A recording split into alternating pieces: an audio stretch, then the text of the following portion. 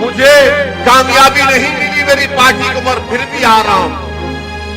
मोहब्बत यह होती है कि मेरी गाड़ी पर गोलियां चलाई गई, हत्या करने की कोशिश की गई, मगर मुझे आपसे मोहब्बत है। मैं अपनी जान की परवाह नहीं कर रहा हूं, आपकी बात कर रहा हूं आपके दरमियान में आकर। ओवैसी भाषण अच्छी देता, सच्चाई बोलता, पार्लियामेंट में खड़े होकर क्या उड़ाता है, संविधान की बात करता है, मगर जब वोट देने की बात आती है बीजेपी को हराना। आप हराएंगे बीजेपी को। सुनो योगी आदित्यनाथ, अगर तुमको संविधान समझ में नहीं आया तो हम तुमको समझा देंगे 5 मिनट में। नहीं, सपा को देना है। अरे सपा को दे रहे या सपा को दे रहे, बताओ हमको। अगर आपके और हमारे पैर में अगर कांटा चुभता है तो आप ये नहीं कह सकते कि भाई साहब मेरे पैर में कांटा चुभा है, निकाल दो। अगर पैर में कांटा चुभता है तो जिसका पैर होता है उसी को अपने हाथ से उस कांटे को निकालना पड़ेगा। और हमारा मसला यही है कि हमारे पैर में कांटा चुभा हुआ है और हम ये समझ रहे हैं कि कोई पड़ोसी आकर मेरे पैर से मेरा कांटा निकालेगा। कोई नहीं निकालेगा। अगर आप ये समझते हैं कि आपकी पीठ पर जो पिछले 30-35 साल से मोहब्बत के नाम पर और दोस्ती के नाम पर इन नाम निहाद दोस्तों ने जो हमारी पीठ पर खंजर घोंप घोंप कर हमारे पीठ को जख्मी कर दिया, याद रखिए उन जख्मों पर अगर कोई मरहम लगाएगा तो आपको लगाना पड़ेगा। इसीलिए हम आज से अपील करने आए हैं कि आप वोट को खड़े होकर आपको अपने वोट के जरिए अपनी सियासी क़ियादत को, अपनी नेता को बनाना पड़ेगा। मैं आपको बताने आया हूं कि बीजेपी या योगी की सरकार ने जो पूरे मुल्क में 7 साल से, उत्तर प्रदेश में 5 साल से जो नफरत की फिजा पैदा की, जो जहनों में जहर घोल दिया और एक कट्टरवादी और रेडिकलाइज कर दिया, उसका नतीजा हम ये देखते हैं कि ये लोग जो कट्टरवादी और रेडिकलाइज हो चुके हैं वो एक सांसद की गाड़ी पर गोलियां चलाते हैं और बीजेपी के मुख्यमंत्री ये कहते हैं कि हमने उत्तर प्रदेश से माफिया का खात्मा कर दिया। बताओ योगी आदित्यनाथ, जिन लोगों ने हमारी गाड़ी पर 4-4 गोलियां चलाई वो किसके घर के दामाद थे, वो कैसे कट्टरवादी हो गए, किसने उनको रेडिकलाइज किया, किसने उनके हाथों में बंदूक को थमा दिया, किसने उनके हाथों में गोलियां दे दी। क्यों नहीं तुम्हारी सरकार ने उनके हाथ में संविधान दिया? क्यों नहीं तुम्हारी सरकार ने उनको बताया कि गोली से ज्यादा ताकतवर लोकशाही होती है, जमहूरियत होती है, बैलेट होता है। मगर हर महाज पर हम देखते हैं कि बीजेपी नाकाम साबित हुई है। मैं उस वक्त भी कह रहा हूं, आज भी कह रहा हूं, याद रखो ट्रिपल तलाक, हिजाब, निकाब, ये बीफ बैन, ये सब एक बहाना है। निशाना असल आप है, निशाना असल आप है। और जब हम ये हिजाब का मसला उठाए तो हमारी तकरीर पर बड़ी तनकीद किए सब लोग। अरे यहाँ पर क्यों उठाए, यहाँ पर असल मुद्दा हट जा रहा है आंखों के सामने से।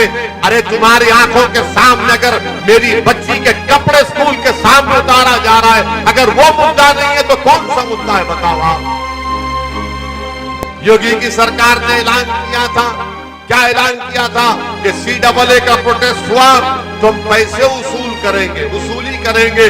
योगी सरकार को आज सुप्रीम कोर्ट से उनकी नाक कट गई। सुप्रीम कोर्ट ने कहा जितना पैसा वापस लिए वापस करो जनता को।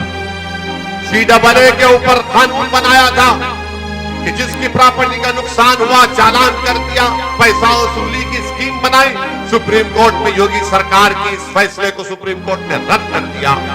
मेरे अजीज दोस्तों और बुजुर्गों, ये उत्तर प्रदेश का मुख्यमंत्री है और कैसी जबान इस्तेमाल करता है भारत के संविधान पर, अंबेडकर के बनाए हुए संविधान पर कसम खाकर कहता है कि भेदभाव नहीं करेगा और मुसलमानों के ताल्लुक से कैसी जबान इस्तेमाल करते हैं। एक टीवी चैनल पर बैठकर मुख्यमंत्री योगी आदित्यनाथ ने क्या कहा था मुस्लिम अल्पसंख्यक समाज मुसलमानों के बारे में, कटमुल्ला कहता है। आप बताइए कि ये जेब देता है मुख्यमंत्री को, इस तरह गिरी जबान में बात करते हैं और फिर कहते हैं कि वैसे हिजाब और निकाब की बात करके तालिबानी मानसिकता की बात करता है। सुनो योगी आदित्यनाथ, अगर तुमको संविधान समझ में नहीं आया तो हम तुमको समझा देंगे 5 मिनट में। तालिबानी मानसिकता नहीं है। ये संविधान मुझसे कह रहा है कि अपनी बात को कहने के लिए अगर तुम वो कपड़ा पहन सकते हो तो मैं सर पे टोपी पहन सकता हूं। उसे बताओ संविधान इजाजत नहीं देता क्या आपको? मेरे अजीज दोस्तों और बुजुर्गों, अब आइए सपा के ऊपर। ये समाजवादी पार्टी से हमारे लोगों को बड़ी मोहब्बत नहीं सपा को देना है। अरे सपा को दे रहे हैं या अपने अब्बा को दे रहे हैं? बताओ हमको। ये मोहब्बत एक तरफा नहीं हो सकती है। मोहब्बत दो तरफा होना चाहिए। थाली एक हाथ से नहीं बचती, दो हाथ से बचती है। मगर हमारे दिमागों में बात डाल दी गई, नहीं भाजपा को रोकना है तो सपा को ही वोट देना। वो वैसी भाषण अच्छी देता है, सच्चाई बोलता है, पार्लियामेंट में खड़े होकर धज्जियां उड़ाता है, संविधान की बात करता है। मगर जब वोट देने की बात आती है, नहीं बीजेपी को हराना है ना, आप हराएंगे बीजेपी को। क्या आपने 2014 में सपा को बसपा को वोट नहीं दिया तब भी बीजेपी जीती? क्या 17 में आपने कांग्रेस और सपा को वोट नहीं दिया तब भी बीजेपी जीती? 2019 में बहन जी और अखिलेश मिलकर लड़े तब भी बीजेपी जीती? कब तक आप एक तरफा मोहब्बत करेंगे? मोहब्बत ये है कि जिससे इश्क होती है वो आशिक महबूब की तरफ दौड़ता है ना? कभी मोहब्बत की आपने? शर्मा नहीं की। जब मोहब्बत करते तो आप दौड़ते हैं ना जिससे मोहब्बत करते। ये हमारा मामला ये कि उनको मोहब्बत की हम दौड़ रहे हैं। एक तरफा मोहब्बत नहीं हो सकती। मोहब्बत के माने ये मैं समझाता हूं आपको कि मैं उत्तर प्रदेश को 2017 से आ रहा हूं। मुझे कामयाबी नहीं मिली मेरी पार्टी को, मगर फिर भी आ रहा हूं। मोहब्बत ये होती है कि मेरी गाड़ी पर गोलियां चलाई गई, हत्या करने की कोशिश की गई, मगर मुझे आपसे मोहब्बत है। मैं अपनी जान की परवाह नहीं कर रहा हूं, आपकी बात कर रहा हूं आपके दरमियान में आकर।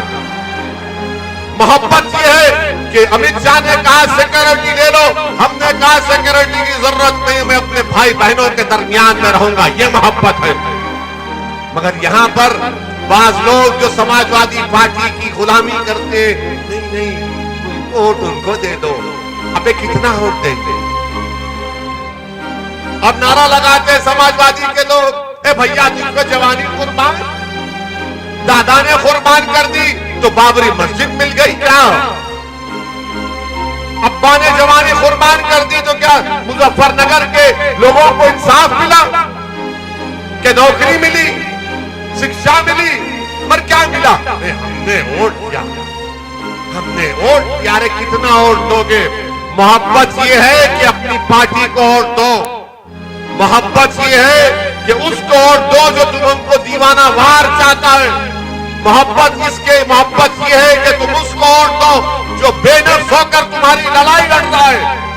मोहब्बत का तकाजा यह है कि उसका साथ दो जो सच्चाई को बयान कर रहा है। मोहब्बत ये नहीं हो सकती कि जिसने तुम्हारी पीठ पर खंजर घोंप दिया। मोहब्बत उससे नहीं की जा सकती जो सिर्फ तुम्हारी वोट से मोहब्बत करता है, तुम्हारी शिक्षा से नहीं कर सकता, तुमको नेता नहीं बनने देता। ये मोहब्बत नहीं है मेरे अजीज दोस्तों और बुजुर्गों। इसीलिए हम आपसे अपील करने आए हैं, मुत्तहिद रहिए। याद रखिए, अगर आप बिरादर में बट जाएंगे तो नुकसान सबका होगा। हाँ बिरादरियां हैं, मगर बिरादरी मुखालिफत का बाइस ना बन जाए।